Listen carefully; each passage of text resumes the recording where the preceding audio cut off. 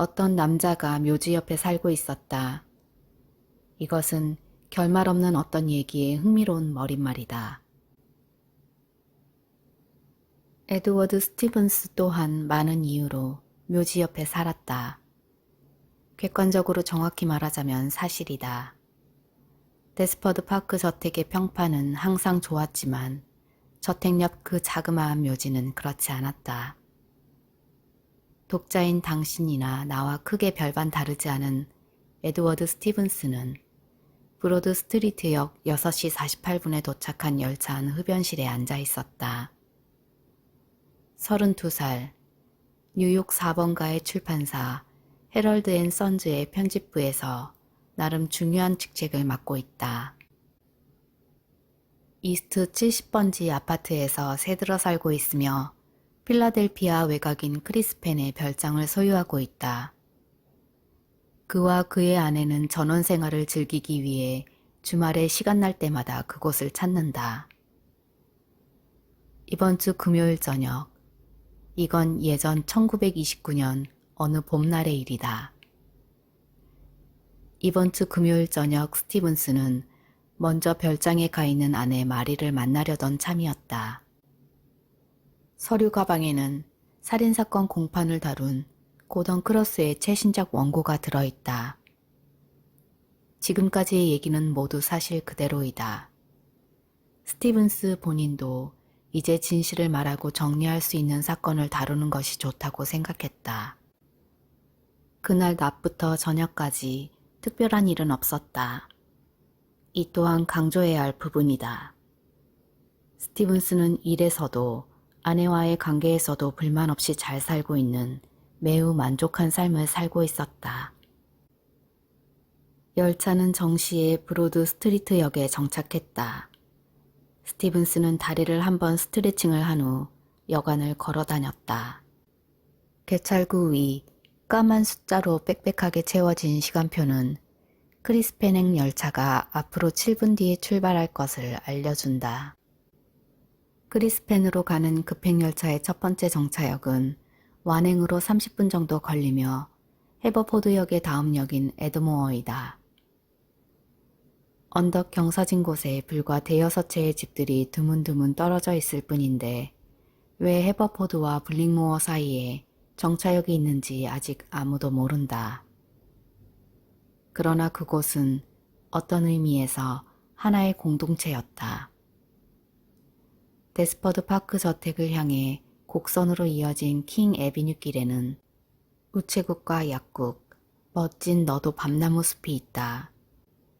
그리고 눈여겨 잘 봐야 찾을 수 있는 숨겨진 찻집도 있다. 이 지역 관습인 건지 상징적인 것인지 모르지만 장례식장까지 있다. 스티븐스는 그 식장 때문에 매번 놀란다. 그리고 그는 그게 왜 거기에 있고 대체 어떤 손님이 오는지 궁금했다. 창문에 제이 애킨슨이라고 명함에 박힌 글씨처럼 정성스럽게 적혀 있다. 창문 너머로 사람의 움직임 같은 것을 본 적이 거의 없고 꽃을 꽂는 용도로 쓰일지도 모르는 깨져서 볼품없는 작은 대리석 항아리 같은 게 2개 놓여져 있었다. 허리 길이만큼 내려오는 검은 벨로드 커튼이 노세링에 달려있다. 보통 장의사들은 식장이 번창하는 것을 드러내어 기뻐하기도 그럴 것이고 손님이 끊임없이 장의사를 찾는 상황은 환영할 일이 아니라고 여길 것이다. 아무튼 그래도 대체로 장의사는 성격이 외향적인 남자가 많다. 하지만 스티븐스는 제이 애킨슨을 한 번도 본 적이 없다. 그것이 그에게 어떤 추리소설을 떠올리게 한다. 대량의 살인을 한 어느 장의사는 시체를 가게에 두어도 전혀 의심받지 않는다. 결국 그 제이 애킨슨도 얼마 전에 사망한 마일즈 데스퍼드 노인의 뒤를 이어 장례식의 주인공이 되었을지도 모른다. 크리스펜 지역이 생긴 이유는 적어도 데스퍼드 파크 때문이었을 것이다. 이 마을은 1681년 펜실베니아주에 새로 양도된 토지로 신도시 건설을 위해 파견된 4명의 감독관 중 1명의 이름을 따서 지었다. 그 일은 스쿨킬강과 델라웨어 강 사이에 있는 우아한 숲에 살고 있는 모든 주민들과 평화협정을 맺기 위해 윌리엄 펜이 오기 직전의 일이었다. 윌리엄 펜의 친척인 윌리엄 크리스펜은 항해 도중 죽었고 사촌인 데스퍼드, 마크 데스퍼드에 따르면 이 성씨는 원래 프랑스어였으나 이상하게 철자가 바뀌었다고 한다. 아무튼 사촌인 데스퍼드가 시골 넓은 땅을 사들인 후 가족들이 이 데스퍼드 파크 저택에서 줄곧 살았던 것이다. 아나무인의 데스퍼드 가문 주인인 마일즈 데스퍼드 노인이 사망한 것은 아직 2주도 채 되지 않은 일이었다. 스티븐스는 열차를 기다리며 오늘 밤에도 새 주인 마크 데스퍼드가 잡담을 하러 올 거라고 생각했다. 스티븐스의 별장이 데스퍼드 파크 저택에서 그리 멀지 않았기에 두 사람은 2년 전부터 알고 지내온 사이였다. 하지만 오늘 밤은 마크도 마크의 아내인 루시와도 만나지 못할 것 같다. 거의 40년 동안 호화롭고 기른진 식생활 습관 탓으로 위벽이 완전히 망가져버려서 사망한 마일즈 노인의 죽음은 솔직히 그렇게 비통해하는 사람은 없었다. 마일즈 노인은 긴 시간 외국에서 살았기에 다른 가족들이 그를 잘 알지 못했다. 하지만 사람이 사망하게 되면 할 일이 태산 같은 법이다. 마일즈는 미혼이었다. 마크, 이디스, 오그든 데스퍼드는 그 노인의 조카다. 스티븐스는 이들 세 사람이 상당한 유산을 받을 거라고 생각은 하고 있었지만 그는 그것에 큰 관심은 없었다. 덜커덕하고 역의 개찰구가 열렸다. 스티븐스는 열차에 뛰어올라 그대로 흡연실 칸 쪽으로 향해 걸어갔다.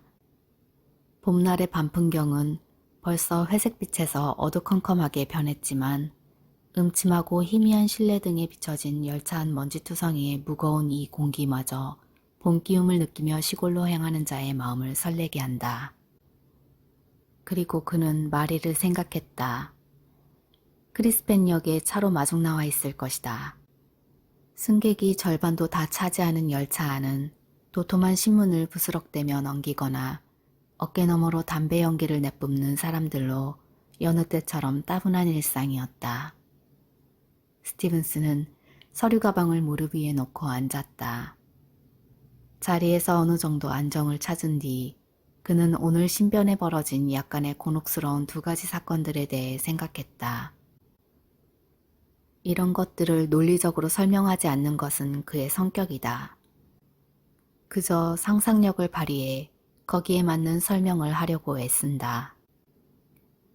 그의 서류 가방 안에 고던 크로스의 신작 원고가 있다. 스티븐스는 이것을 읽고 싶었다. 고던 크로스. 아주 독특한 이름이지만 이것이 본명이다. 고던 크로스는 공개적으로 자신을 드러내지 않고 살인사건의 일들을 글로 재현하는 데만 몰두하는 편집장 몰리가 찾아낸 작가이다.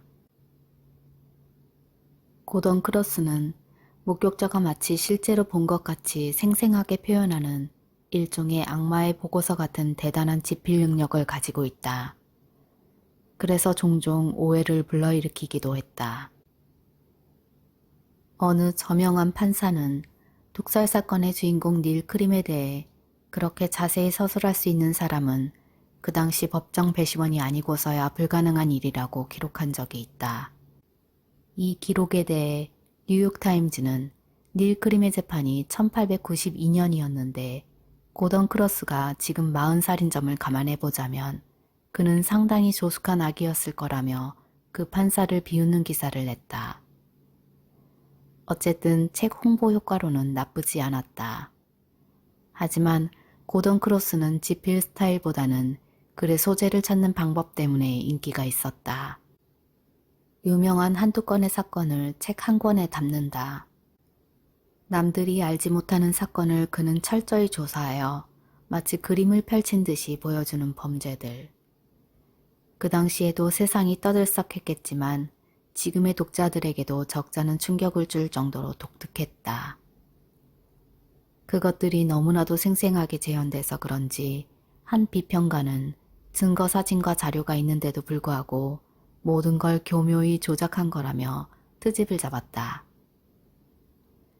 그래서 다시 논쟁이 생겼고 이것 또한 대단한 홍보가 되었다. 결국 고던 크로스는 어떤 조작도 하지 않은 것으로 밝혀졌다. 괴물 같은 독살범을 매우 자랑스러워하는 브뤼셀의 시장은 18세기 브뤼셀에서 벌어진 그 잔인한 범죄의 진위를 의심했던 그 비평가에게 분노의 편지를 보냈다. 이렇게 해서 고던 크로스는 전국 베스트셀러 작가가 되고 그의 히트작은 쓰지 않았지만 헤럴드사의 간판 작가가 되었다. 그날 금요일 오후 스티븐스는 편집장실로 불려갔다. 편집장인 몰리는 카펫이 깔려있는 조용한 방 안 책상에 앉아 상아색 서류 봉투에 반듯하게 담긴 두꺼운 원고 뭉치를 머뭇거리며 보고 있었다. 고던 크로스의 신작일세. 그가 말했다. 이번 주말에 집에서 한번 읽어보게나. 자네가 5월 영업회의 때 설명해보면 좋겠는데. 자넨 이런 종류의 사람 잘 알지 않나? 편집장님은 읽으셨습니까? 여태까지 작품 중 최고지 어떻게 보면. 그가 주저하며 말했다. 책 제목은 좀 바꿔야겠지. 제목이 쓸데없이 길고 전문 용어다 보니 영업부에서 아무 말이 없어. 그건 나중에 생각하면 될 일이겠지. 끔찍한 여성의 독살범들이 계속해서 등장하니까 진짜 흥미진진하다네. 재밌겠는데요? 스티븐스는 진심으로 말했다. 몰리는 안심하면서도 당황한 기색으로 방을 둘러보고 있었다. 분명 뭔가 마음에 걸린다. 자네는 고던 크로스를 만나본 적이 있나? 없습니다. 한두 번 사무실에서 마주친 적은 있지만 단지 그뿐입니다. 스티븐스는 어깨가 넓은 누군가가 모퉁이를 돌아간다던지 문 쪽을 향해 지나가던 일을 떠올리며 대답했다. 그러고 보니 좀 특이한 놈이야. 내 말은 계약할 때 그렇다는 거지. 출판 계약을 할 때마다 반드시 지켜야 할 게 있는데 그게 평범하지가 않아. 그거 외에는 다른 건 관심도 없단 말이야. 계약 내용 전부 읽기는 하는지 궁금할 정도야. 그 조항이 뭐냐면 출판되는 모든 책 뒷표지에 반드시 자신의 대형 사진을 실는 거지. 스티븐스는 헛기침을 했다. 한쪽 벽면 책장에 밝은색 표지의 책들이 즐비하게 꽂혀 있다. 손을 뻗어 배심원이라고 적혀있는 책 한 권을 꺼냈다. 그러네요. 그는 말했다. 그가 왜 그런 사항에 집착하는지 그 누구도 말해주지 않아서 몰랐다. 그의 양력이란 건 한 줄도 없고 그저 큰 사진과 그 밑에 이름만이 덜렁 적혀 있을 뿐이다. 심지어 첫 작품의 책에서도 그렇다. 한 장의 사진을 지그시 바라보았다. 인상 깊고 지적인 얼굴이네요. 좋은 얼굴이긴 하지만 그렇게 자랑할 정도는 아닌 것 같은데. 몰리는 여전히 움직이지 않고 의자에 앉아 고개만 흔들었다. 몰리는 호기심 가득 찬 눈빛으로 스티븐스를 바라보았다. 하지만 책상에서 뭔가를 집으며 화제를 돌렸다. 아무튼 이 원고를 가지고 가게. 조심히 다루게. 사진이 몇 장 붙어 있으니까. 아, 그리고 월요일 아침 일찍 오는 거 잊지 말고. 그는 마지막에 가볍게 그렇게 말하고 원고를 맡긴 것이었다. 웨스트 필라델피아로 가는 흔들리는 열차 안에서 스티븐스는 원고를 보려고 서류 가방 잠금 장치를 반쯤 열었지만 순간 망설였다. 그의 머릿속은 여전히 걷잡을 수 없는 의문으로 가득 찼다. 고던 크로스 건이 중요하지도 않고 명확하지도 않았다면 예전 마일즈 데스퍼드 건은 더더욱 그렇지 않았을 것이다. 스티븐스는 데스퍼드 파크를 생각했다. 너도밤나무 숲속에 있는 그 낡고 그을린 돌로 된 집, 겨울잠에서 막 깨어나려는 정원. 지난 여름 집 뒤에 있는 침상 정원에서 산책을 즐겼을 마일즈 노인을 떠올렸다. 그 노인이 나이는 들었지만 죽을 정도는 아니었다. 관 속에 잠든 그는 고작 56살이었다. 하지만 그 싸늘한 모습과 햇빛에 반짝이는 칼날 같은 옷깃에 드러난 골격, 가죽분인 목덜미, 잿빛의 꼬불꼬불한 콧수염, 생기라고는 눈꽃만큼도 보이지 않는 것으로 보아 그는 그 나이보다 더 들어 보였다. 따스한 햇살 아래서 고급스런 모자를 살짝 들어 올리며 인사를 했던 마일즈의 모습이 떠올랐다. 휘둥그레진 눈에는 무슨 고민거리라도 있는 것처럼 보였다. 위험으로 사망한 것은 편안히 생을 마감한 것이 아니다. 세계 이곳저곳을 돌고 온 마일즈 데스퍼드는 서서히 다가오는 그 끔찍한 죽음을 꿋꿋이 견뎌냈고 그의 요리사는 그런 마일즈를 기억하며 애도했다. 요리와 가사 전반적인 일을 관리하던 여집사 핸더슨 부인이 말하기를 때때로 마일즈의 신음소리가 들려왔지만 자주 그랬던 건 아니었다고 한다. 데스퍼드 가문 9세대를 걸친 망자들이 낡은 도서처럼 처박혀 있는 곳, 즉 지하 예배당인 영혼의 무덤에 마일즈 노인은 안치됐다. 돌뚜껑이 닫히고 영묘 사당은 봉인되었다. 그런데 핸더슨 부인은 어떤 것에 강한 인상을 받은 듯했다. 마일즈 데스퍼드가 죽기 전 주변에서 흔히 볼 수 있는 끈으로 같은 가격의 작은 9개의 매듭을 지어 움켜쥐고 있었다고 한다. 그 끈이 나중에 베개 밑에서 발견되었다. 뭔가 충격적이었어요. 핸더슨 부인은 스티븐스의 요리사에게 그렇게 털어놓았다. 묵주팔찌 같은 거였겠죠? 가문 자체가 천주교는 아니지만 어쨌든 의미는 있다고 생각했어요. 또 한 가지 핸더슨 부인이 히스테리를 부릴 뻔한 일이 있었지만 그 일에 대해서는 아직 아무도 잘 모른다. 마일즈 데스퍼드의 조카인 마크 데스퍼드가 당황해하면서도 재밌다는 듯이 스티븐스에게 그 이야기를 해주었다. 그와는 단 한 번의 만남이 있었을 뿐이었다. 마일즈 노인의 사망일은 4월 12일 수요일 밤. 스티븐스가 그날을 기억하는 이유는 마리와 크리스펜에 있었기 때문이다. 그들은 주말을 제외하고 별장에 가는 일은 드물었다. 스티븐스 부부는 아무것도 모른 채 다음날 아침 자동차로 뉴욕에 돌아간 후 신문을 통해서 그 비극을 알게 된 것이었다. 15일 주말에 다시 크리스펜으로 가서 장례식 조문은 했으나 바리는 참석하지 않았다. 마리가 죽음이나 그와 관련된 일은 몸서리칠 정도로 무서워했기 때문이다. 발인날 저녁 스티븐스는 사방이 깜깜하고 정적이 흐르는 킹즈 애비뉴 길에서 혼자 걷고 있는 마크를 만났다. 우리 핸더슨 부인이 이상한 걸 봤다네. 마크가 느닷없이 말했다. 거친 바람이 부는 쌀쌀한 해질녘이었다. 데스퍼드 파크로 향하는 킹즈 애비뉴 길 주위에는 대부분 아직 싹이 피지도 않은 꽃봉오리 상태의 커다란 나무들이 머리 위에서 마치 그들의 그림자처럼 흔들리고 있었다. 가로등에 비춰진 매부리코의 마크의 얼굴에는 생기가 돌면서도 창백해 보였다. 그는 두 손을 주머니에 넣고 가로등에 기댔다. 우리 핸더슨 부인이 이상한 걸 봤다고 해서 말이야.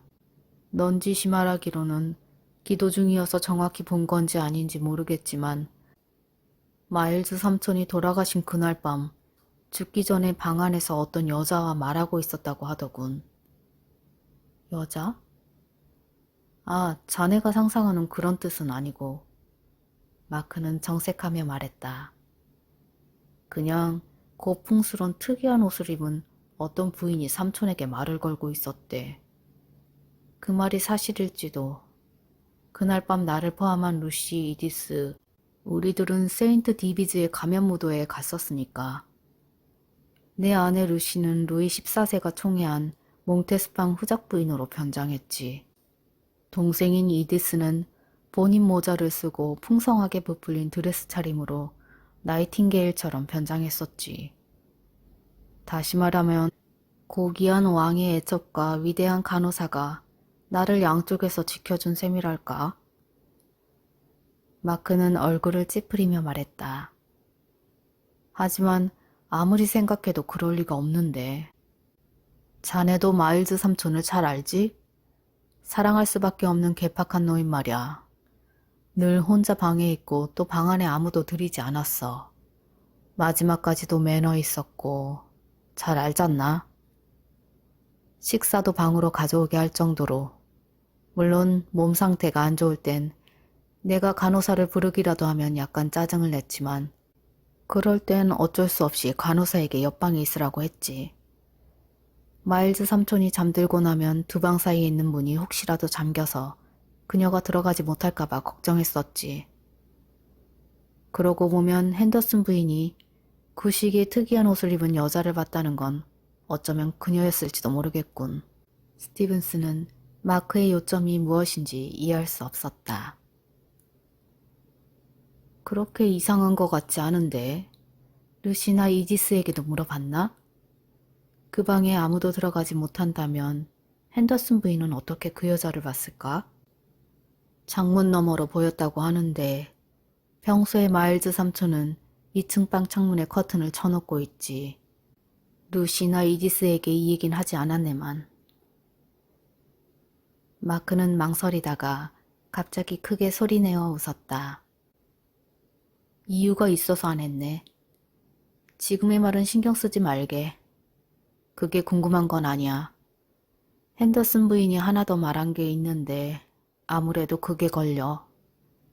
그녀가 말하길 그 고풍스러운 옷을 입은 여자는 이제부터가 중요하네. 잠시 삼촌과 얘기한 후 존재하지도 않은 문을 통해 방 밖으로 나갔다는 거야. 스티븐스는 그를 쳐다보았다. 매브리코의 갸름한 얼굴을 가진 마크 데스퍼드가 놀리는 게 아닐까 하고 생각했지만 그는 꽤 진지해 보였다. 농담하는 거야? 스티븐스는 그럴 거라고 생각하며 물었다. 존재하지도 않는 문이라니. 그러니까? 마크는 조심스럽게 말했다. 벽돌로 막고 그 위에 판자를 덧댄 것으로 200년 된 문이야. 그 의문의 방문자는 당연한 듯이 그 문을 열고 나갔대. 유령이란 거야? 아니, 그런 게 있을 리 없지. 긴 세월 동안 우리 데스퍼드 가문에서 유령이 나타났다느니 하는 그런 일은 없었어. 저주스러울 정도로 고귀한 가문이야. 거룩한 유령 같은 게 있을 리 없어. 가문으로서는 죽어서도 거룩하다고 여겨져 영광이겠지만 망자에게는 명예훼손일 뿐이지. 내가 보기엔 핸더슨 부인이 잠깐 착각한 거라고 생각돼. 그는 그렇게 말하며 돌아갔다. 이것이 일주일 전의 일이었다. 스티븐스는 크리스펜으로 향하는 열차 안에서 그때의 대화를 떠올리면서 퍼즐 조각을 무심코 만지작거렸다. 사무실에서 한 몰리와의 대화, 그리고 길거리에서 한 마크 데스퍼드와의 대화를 따로따로 얘기하는 게 아닌 하나의 이야기로 엮어 정리할 수는 없을까? 많은 신문기사에서 실린 것처럼 두 사람의 얘기는 전혀 관련이 없다는 것은 알고 있다. 하지만 정리해보자면 허영심이 아닌 그저 단순히 사람들에게 자신의 사진을 보여주고 싶어하는 속세를 등진 고던 크로스라는 한 작가와 위험으로 세상을 떠난 마일즈 데스퍼드라는 엉망장자. 그의 베개 밑에는 9개의 매듭이 달린 끈이 있었다. 그리고 마지막으로 어느 시대인지 모르겠지만 고풍스러운 옷을 입은 한 여성이 200년 동안 벽돌로 봉쇄된 문을 통해 방 밖으로 나갔다고 한다.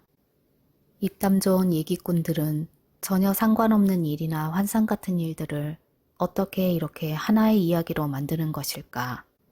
스티븐스에게는 무리다. 그는 크로스에 대해 찜찜함이 계속 남아있어 서류 가방을 열었다. 늘 그랬듯이 원고는 너무나도 꼼꼼하고 깔끔하게 정돈되어 있다. 인쇄물과 도면 그리고 사진을 클립으로 고정해 놓았고 원고는 각 장마다 경첩을 달아 정리해 놓았다. 목차를 대충 훑어본 뒤 첫 번째 장의 제목을 보자마자 원고를 쥐고 있던 손에 힘이 빠져서 무릎에 떨어뜨릴 뻔했다. 그러나 제목 탓은 아니다. 거기에는 낡았지만 아주 뚜렷한 어떤 여성의 사진이 붙어 있었다. 사진 밑에 작고 예쁜 글씨가 인쇄되어 있다. 마리 도브레, 살인죄, 단두대형에 처해지다. 1861년. 이 사진은 스티븐스, 그의 아내 사진이다. 한참을 몸이 얼어붙어 움직일 수 없었다. 앉은 채로 몇 번이나 이름과 얼굴을 다시 봤다. 그러는 동안 내내 자신은 여전히 7시 30분에 출발하는 크리스펜엔 흡연실에 타고 있다는 걸 어렴풋이 의식하고 있었지만 끝없는 어둠 속 막막한 기분은 좀처럼 사라지지 않았다. 그는 원고를 무릎 위에 똑바로 정돈해 놓고 고개를 들어 창밖을 내다보았다. 치과에서 이를 뽑고 난 뒤 마취가 풀리는 듯한 얼얼한 느낌이었다. 머리가 약간 띵하고 심장박동이 조금 빠를 뿐이다. 이제는 놀랐던 것조차 잊고 있었다. 철로의 열차는 덜커덩거리며 오버브룩을 통과하고 있었다. 몇몇 채 가로등불이 아스팔트 도로에 반사되고 있었다. 말이 본인일 리도 없지만 그렇다고 아니라고도 할 수 없다. 이름은 같다. 마리 도브레. 생김새도 그의 아내이고 게다가 표정마저도 그에게 친숙하다. 사진 속 여성, 70년 전 단두대의 이슬로 사라져간 여성은 혹시 아내의 혈연관계는 아닐까? 예를 들어 증조 할머니라든지. 그렇다면 대충 시대는 맞지만 이렇게도 중손녀가 쏙 빼다 박은 듯한 얼굴과 표정을 하고 있다고 생각하니 어쩐지 섬뜩해진다. 물론 그렇다고 문제될 건 없다. 설령 그녀의 아버지나 어머니, 아니 친척이 저 끔찍한 단두대에서 형을 당했다 한들 그게 뭐 어떻단 말인가. 이미 오래된 얘기 같은 70년 전의 악행일 뿐이다. 그런 건 책상 위에 종이로 만들어 놓아둔 해골 모형처럼 그저 지나간 대수롭지 않은 지난 일이다. 하지만 스티븐스는 기절할 정도로 놀랐다. 사진 속의 여성도 턱끝에 아주 작은 사마귀 점이 있었고 그가 수백 번도 봐왔던 마리의 앤틱 팔찌까지 똑같았다. 더구나 그의 칠판사에서 자신의 아내 사진이 책표지 뒷면에 흉악한 독살범 중 한 명으로 도배되는 것도 그리 유쾌한 일이 아니다. 편집장 몰리가 월요일 아침에 출근하면 먼저 자신에게 오라고 한 것은 이 때문일까? 아니, 그건 중요하지 않다.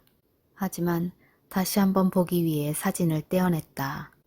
사진이 손에 닿았을 때 이상한 느낌이 들었다. 잘 이해할 수는 없었지만 갑자기 든 생각은 지금도 열렬히 미친 듯이 마리를 사랑하고 있다는 것이었다. 사진은 마분지에 새겨졌으며 전묘의 회색이 군데군데 갈색으로 변색되어 있었다. 뒤집어 보니 사진사의 이름이 새겨져 있다. 페리셀트 필스 사진관, 파리 79, 장구장길 12번지.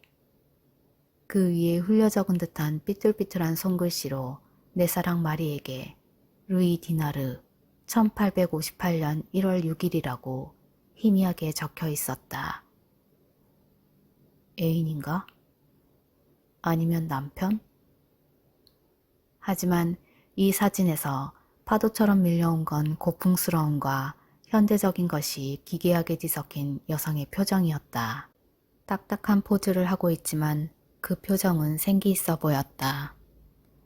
벽 반 정도의 크기를 차지하는 액자 안의 그녀는 한쪽으로 쓰러질 듯한 부자연스러운 자세로 왼손으로 새하얀 천으로 덮여있는 작은 둥근 테이블을 짚고 서 있었다. 그녀의 등 뒤에는 나무들 사이사이로 비둘기가 날고 있는 풍경이었다. 그녀의 하이넥 드레스는 짙은 패티터 재질이었고 군데군데 반짝였다. 고개는 약간 위를 향하고 있었다. 짙은 황금빛 머리카락을 약간 불규칙하게 다듬었지만 간간히 보이는 그녀의 곱슬머리카락은 우아한 인상을 주었다. 사진 속 여성은 역시 말이다. 카메라를 보고 있지만 그녀의 시선은 조금 먼 곳을 향하고 있었다. 다소 무거운 눈꺼풀, 커다란 눈동자, 시커먼 홍채의 회색빛 눈은 스티븐스가 종종 영적이라고 느꼈던 그것을 지니고 있었다. 입술을 살짝 벌려 미소 짓고 있고 두 눈에 마치 화가의 교묘한 트릭을 넣어둔 것 같이 이쪽을 응시하고 있었다. 나무와 비둘기, 테이블 커버로 둘러싸인 이 은은한 분위기가 거북할 정도였다. 그러면서도 전혀 다른 느낌이 든다. 이 사진은 살아있다. 스티븐스의 손 안에 소원을 들어주는 불길한 뭔가가 들려있는 것 같았다. 어느덧 그의 손목은 떨리고 있었다. 살인죄로 단두대형에 처한다는 말에 다시 한번 눈길이 간다. 여성이 살인죄로 단두대형에 처해지는 일은 매우 드물다. 판결을 내릴 수 없을 정도로 아주 흉악한 살인이기 때문이다. 이건 그냥 장난일 거야, 젠장. 스티븐스는 혼잣말을 했다. 이건 누가 봐도 말이잖아. 누군가 날 놀리는 거야. 그렇게 생각했지만 장난이 아니라는 것은 잘 알고 있었다. 후손이 놀라울 정도로 조상 중 누군가를 많이 닮아 태어나는 일은 사실 있을 수 있는 일이다. 그게 이상한 일은 아닌 것이다. 마리의 증조할머니가 처형됐다는 게 대체 무슨 상관인가 하는 것이다. 생각해보면 스티븐스는 아내에 대해 거의 잘 알지 못했다. 결혼한 지 3년이 됐지만 특별히 궁금해한 적도 없었다. 캐나다 출신으로 데스퍼드 저택과 비슷하지도 않은 다 쓰러질 듯한 저택에 살았다는 것 정도는 알고 있었다. 두 사람은 파리에서 만나 2주도 채 안 돼서 결혼했다. 처음 만난 장소는 세인트루이스 앙뚜안 거리의 양배추 가판대 가게 근처 낡고 텅 빈 호텔 앞에서 흔한 로맨스 장면처럼 우연히 만났다. 파리 그 시가를 왜 돌아다녔는지도 잊어버렸다. 거리 이름이 확실히 가만히 있자. 대학에서 영어를 가르치고 있는 살인사건 재판 광신자인 친구 웰든의 제안을 받았었다. 3년도 더 지난 일이지만 웰든은 이렇게 말했다. 올 여름은 파리에서 보내나? 만약 사건 현장에 관심이 있으면 여기로 한번 가보게.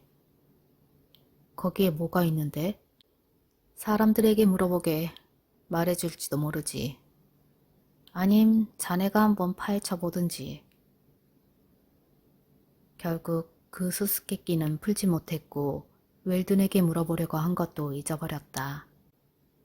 하지만 어쨌든 그렇게 거기서 마리를 만났다. 그녀 역시 그 근처를 돌아다니고 있었을 것이다. 어딘지 몰랐지만 반쯤 보이는 구시대 거리가 재미있을 것 같아 들어왔다고 했다. 처음 봤을 때 그녀는 잡초가 무성히 자란 안뜰 한가운데 있는 메마른 분수 끝에 걸터 앉아 있었다. 삼면의 미술관 울타리가 그녀를 둘러싸고 있었고 벽에는 얼굴 모양의 조각이 새겨져 있었다. 그녀의 다소 영적인 그 아름다운 얼굴에 미소가 띌 때면 생기가 돌기도 했다. 그것은 말 그대로 건강미 그 자체였다. 하지만 어째서 그녀가 아무 말도 하지 않았던 것일까? 비밀로 할 필요가 없는데 왜? 그 집은 아마 1858년 마리 도브레가 살았던 곳이었을 것이다. 그 후 가족들은 캐나다로 이주했을 것이다. 그리고 후손인 마리는 조상인 마리에 대해 궁금해졌고 그 끔찍한 사건을 알았을 것이다. 사촌이나 이모에게서 온 편지의 내용으로 판단해보면 그녀의 삶은 지극히 평범했던 것 같다. 그녀가 가끔 가족 얘기를 하긴 했지만 솔직히 스티븐스는 아내의 가족에 대해 궁금해해 본 적이 별로 없었다. 확실히 마리는 좀 별난 성격이어서 예상치 못한 행동을 할 때도 있었다. 예를 들면 왜 깔때기를 그토록 싫어하는지, 부엌에서 쓰는 그냥 보통 깔때기인데 그런가 하면 이런 생각할 때가 아니다. 마리 도브레 1세는 여전히 우아한 미소 속에 숨겨진 비웃음 같은 걸 머금고 그를 올려다보고 있었다. 부활절 카드 속에 천사 같은 마리 도브레 1세의 머리가 단두대 및 바구니에 떨어진 것을 끔찍해하는 것보다는 그녀가 대체 무슨 짓을 했기에 이렇게 된 건지 읽어보는 건 어떨까? 왜 망설이는 것일까? 스티븐스는 사진을 첫 장 뒤로 밀어넣으며 다시 원고를 집어들었다. 천재 작가 크로스는 책 제목을 짓는 감각은 없었나 보다. 이 작가는 책 제목을 길고 지루하게 짓고는 표지 속 부제는 좀 더 선정적으로 지어 독자의 시선을 끄는데 노력했다. 각 챕터마다 하나의 사건을 다루며 첫 장은 불사조 내언녀 치정 관련 사건으로 형편없기 짝이 없다. 마치 야영지에 수류탄이 던져지듯이 크로스 특유의 충격적이고 느닷없는 오프닝으로 시작했다. 비소는 바보들의 도구로 알려져 왔다. 그러나 이건 잘못된 정보다. 이는 화학약품업계 편집장 헨리 T.F. 로즈의 공식 의견으로 리온 과학수사연구소 소장인 에드먼드 로칼 박사도 그의 의견에 동의하고 있다. 비소는 바보들의 독이 아니다. 범죄자들이 머리가 나빠서 비소를 자주 사용하는 게 아니다. 독살범이 어리석거나 상상력이 부족한 경우는 거의 없다. 증거가 보여주는 것은 오히려 그 반대다. 비소가 여전히 사용하기에 가장 안전한 독이기 때문이다. 애초에 의사가 비소 중독을 의심할 만한 이유가 없는 한 비소 중독을 진단하는 데 큰 어려움을 겪는다. 신중하고도 적은 양을 투여하면 증상은 거의 위험과 비슷하므로 구분하기가 어렵다. 그가 그렇게 말했다. 스티븐스의 눈길은 거기서 멈췄다. 갑자기 눈앞의 글자들이 희미해지고 그의 머릿속은 다른 생각들로 가득했다. 지금 나는 미쳤거나 완전히 이성을 잃은 것이다. 왜 이런지 모르겠다. 그러면서도 이런 황당한 생각들을 멈출 수가 없었다. 이런 자신이 어이없었다. 마일스 데스퍼드는 2주 전 위염으로 사망했다. 스티븐스는 말장난이 하고 싶어졌다. 별로 재미도 없는 말장난 말이다. 스티븐스, 자네 아닌가? 등 뒤에서 목소리가 들려 그는 그만 살며시 펄쩍 뛰며 주위를 들러보았다. 급행열차의 첫 번째 정거장인 에드모어 역을 향해 속도를 줄이며 달리고 있었다. 대학 교수인 월드는 좌석 등받이에 손을 얹고 통로에 서 있었다. 그는 경험에서 풍겨나오는 노련함과 침착한 얼굴로 재밌다는 듯이 쳐다보고 있었다. 갸름한 얼굴이 마치 수행자처럼 볼이 해쓱하고 턱끝이 뾰족하다. 단정하게 다듬은 콧수염 바로 위로는 코걸이 무태 안경을 쓰고 있었다. 그는 간간히 낄낄거리며 큰 소리로 말하는 것 빼고는 무표정한 얼굴로 눈을 크게 뜨며 평소 피우던 담배를 살짝 들어올려 인사했다. 자네를 여기서 다 만나네. 웰던은 뉴 잉글랜드 출신으로 유능한 대학 교수이며 내성적인 그의 친구이다. 그는 항상 멀끔한 차림으로 스티븐스처럼 서류 가방을 들고 다녔다. 다들 잘 지내나? 마리도 잘 있지? 우선 앉지. 스티븐스는 그렇게 말하고 사진을 넣어둔 것은 다행이라고 생각했다. 웰드는 다음 역에서 내릴 예정이었으나 좌석 팔걸이에 슬그머니 앉았다. 잘 지내지? 스티븐스는 건성으로 말했다. 자네 가족들은 어떤가? 잘 지내고 말고. 딸아이가 약간 감기 기운이 있지만 뭐 이런 날씨엔 흔한 일이니까. 웰드는 별일 아니라는 듯이 말했다. 그런 평소와 다름없는 대화를 주고받다가 스티븐스는 만약 웰든이 원고를 살펴보던 중 거기서 자신의 아내의 사진을 봤다면 그는 과연 어떻게 했을까 하는 생각에만 빠져 있었다. 그나저나 스티븐스가 갑자기 말했다. 자네가 관심 있어 하는 그 유명한 살인자에 관한 건데 혹시 마리 도브레라는 독살범에 대해 들어본 적 있나? 웰드는 물고 있던 담배를 입에서 떼었다. 마리 도브레? 마리 도브레라. 아, 그래. 도브레라는 그 이름은 결혼 전 성이지 않나? 물론 알다마다. 그가 돌아보며 희죽 웃었다. 광대뼈 때문에 얼굴이 더 헬쓱해 보인다. 그러고 보니 묻고 싶은 게 있었는데 늘 잊어버리고 만다니까. 그녀는 1861년 단두대에 섰어. 스티븐스는 말을 잠시 멈췄다. 내가 말하는 사람과 다른 사람인 듯하군. 대화가 갑자기 감기에서 살인사건으로 바뀌어 그는 조금 당황해하는 것 같았다. 1861년. 확실해? 여기 써있네. 그냥 좀 궁금해서. 고던 크로스의 새 책, 자네도 알지? 몇 년 전 그가 사실 조작을 했는지에 대한 뜨거운 논쟁이 있었잖나. 갑자기 궁금해지더라고. 고던 크로스가 그렇게 말한다면 사실이겠지만. 열차가 다시 속도를 내자 웰드는 창밖을 바라보며 말했다.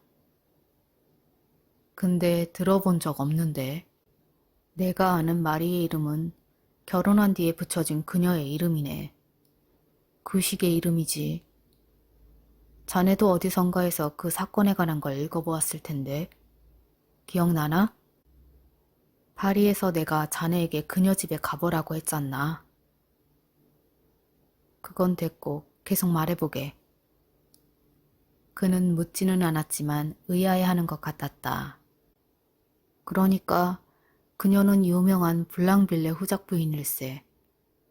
매력적이면서 깔끔한 살인의 표본으로 후세 이름을 남길 매혹적인 여성이지.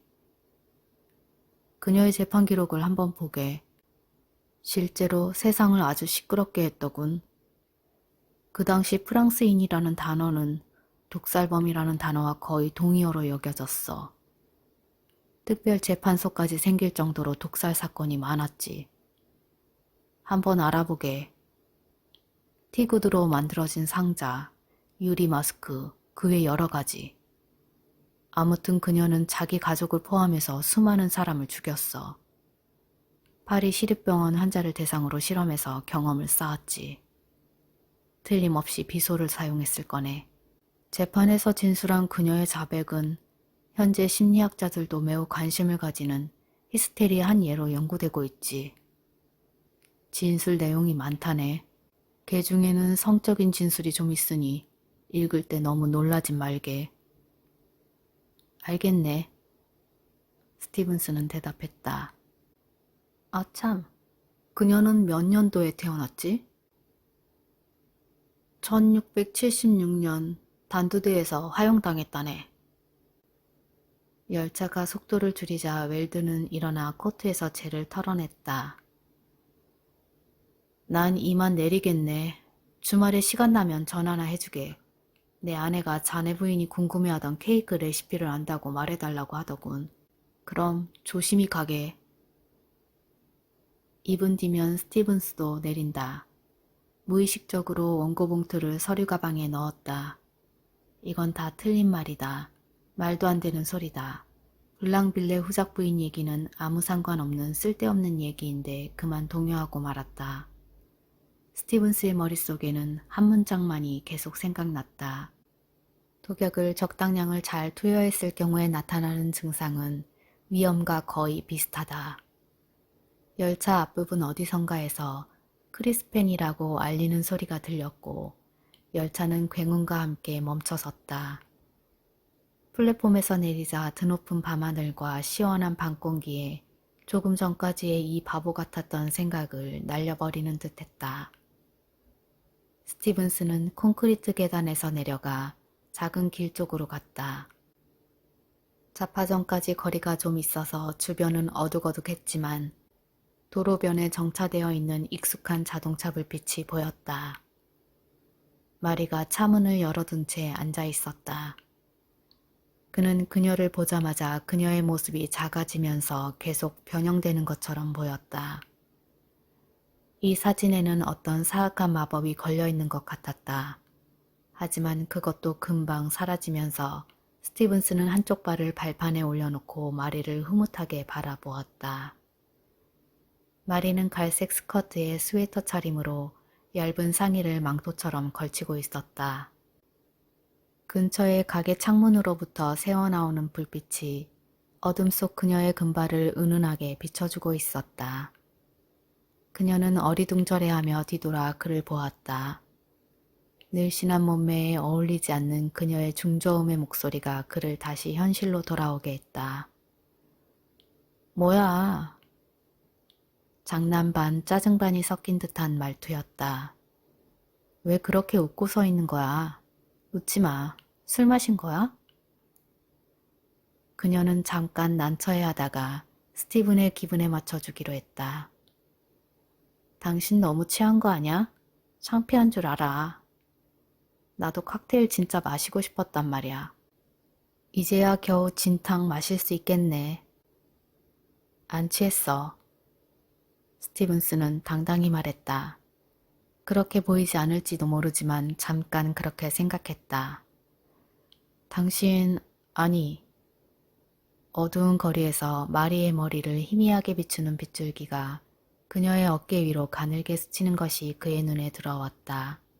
스티븐스는 퍼뜩 떠올랐다. 가게의 창문이다. 작고 앙증맞은 대리석 단지, 노쇠 커튼봉에 달려있는 허리 높이까지 늘어뜨려진 볼품없는 검정 커튼이 보였다. 이 커튼 너머에서 창백한 빛이 새어나오는 듯했고 노쇠 커튼봉보다는 철로 된 커튼고리가 더 돋보였다. 커튼 뒤로 꼼짝 않고 서 있는 한 남자의 실루엣이 보였다. 그는 거리를 바라보고 있는 것 같았다. 이럴 수가. 스티븐스가 말했다. 제이 에킨슨을 봤어. 취하진 않은 것 같은데. 마리가 그를 관찰하면서 말했다. 정신이 어떻게 된 거 아니지? 이제 가자. 엘렌이 특별한 저녁 식사를 준비하고 있어. 그녀의 어깨 너머로 꼼짝 않고 창문에 우두커니 서 있는 누군가를 보았다. 에킨슨? 그가 어쨌다는 건데? 아니 그냥 거기서 사람을 본 건 처음이라서. 마리는 그녀답게 크게 핸들을 돌려 코너를 돌았다. 느릅나무와 너도 밤나무 아래 랭커스터 고속도로를 가로질러 간 후 30마일 정도 언덕길을 돌아서 킹스 애비뉴길 공원 입구에 도착했다. 거기서부터 다시 데스퍼드 가문을 향해 어둠 속을 헤치며 달렸다. 차를 너무 오래 탄 탓인지 스티븐스는 누군가가 차 뒤쪽에서 자신의 이름을 부르는 소리를 들은 것 같았다. 그는 문득 오늘이 4월 말이 아닌 마치 할로윈처럼 느껴졌다. 하지만 자동차의 엔진 소리가 너무 컸기에 제대로 잘 들었는지 확신할 수가 없었다. 창밖으로 얼굴을 내밀어 뒤쪽을 보았다. 다행히 마리가 아무런 잔소리를 하지 않았다. 주변에 아무도 없었기 때문이다. 마리는 평소와 다르지 않았다. 그와 만나 기뻐하는 듯 했다. 스티븐스는 왜 이런 기분이 드는지 너무 궁금했다. 오늘따라 보이거나 들리는 게 많은 건 너무 피곤했기 때문일 거야. 하지만 말도 안 돼. 내가 얼마나 기가 센데. 마리가 가끔 화낼 정도로 활기 넘치면서도 둔한데. 정말 멋져. 냄새로 바로 느껴지지? 저 울타리역 큰 나무 그늘에 핀 크로커스 꽃 말이야. 너무 예쁘지 않아? 기억나지? 점심에는 앵초꽃도 피었어. 너무 예뻐. 그녀는 머리를 뒤로 젖혀 공기를 깊게 들이마시고는 몸의 긴장을 풀었다. 그리고 스티븐스를 보고 미소 지었다. 피곤해? 전혀. 정말? 물론이지. 마리는 어리둥절해하는 것 같았다. 테드 제발 그렇게 무성의하게 말하지 마. 칵테일 좀 마시는 게 낫겠어. 오늘 밤 우리 외출 안 할 거지? 안 하길 바래. 근데 왜? 마리는 살짝 눈살을 찌푸린 채 앞쪽의 도로를 바라봤다. 마크 데스퍼드가 당신하고 얘기하고 싶다며 저녁 내내 계속 전화를 했어. 만나고 싶대. 아주 중요한 일인 것 같은데 나한테는 아무 말도 안 하네. 근데 그가 무심코 말했는데 분명 마일즈 씨에 관한 게 틀림없을 거야. 말투가 너무 이상하게 느껴졌거든. 마리는 스티븐스가 잘 알고 있는 바로 그 영적인 표정을 하고 있었다. 그녀는 눈을 동그랗게 뜨고 똑바로 그를 바라보고 있었고 가로등 불빛에 비친 그녀의 표정은 사랑스러운 달콤함 그 자체였다. 근데 테드, 마크가 뭘 말하든 신경 안 쓸 거지?